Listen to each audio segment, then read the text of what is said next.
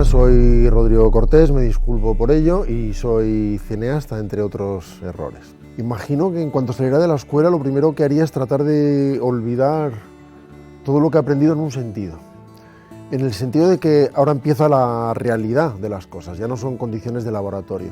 Si bien es cierto que en esta escuela, por ejemplo, se estimula mucho la parte práctica y uno sale de aquí habiéndose enfrentado a muchos problemas reales, a sets reales y a equipos reales. Y cuando te enfrentas a la práctica, cuando te enfrentas a la realidad, ves que una parte del camino es necesariamente desaprender, algo para lo que es necesario haber aprendido previamente.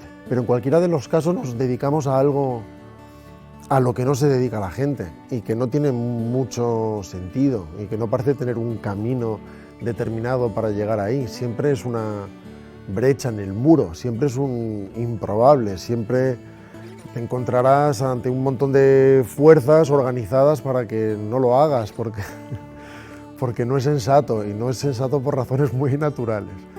La ventaja es que precisamente este oficio concita a mucha gente insensata que lo va a intentar, pero más vale que tenga una forma de pensamiento lateral más allá de lo común y a veces incluso más allá de lo sensato.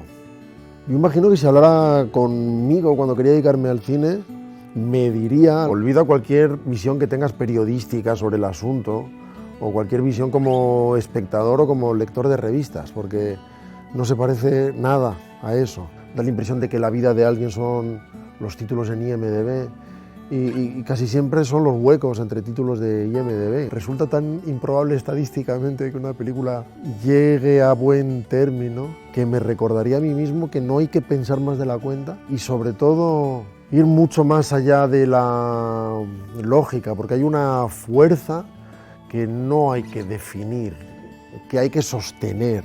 Imagino que si alguien quisiera dedicarse a la dirección, le diría: no lo hagas, no es posible. Si me volviera a preguntar, le diría probablemente: no lo hagas, no es posible. Y si me volviera a preguntar por tercera vez, supongo que ya le diría: no lo hagas, no es posible.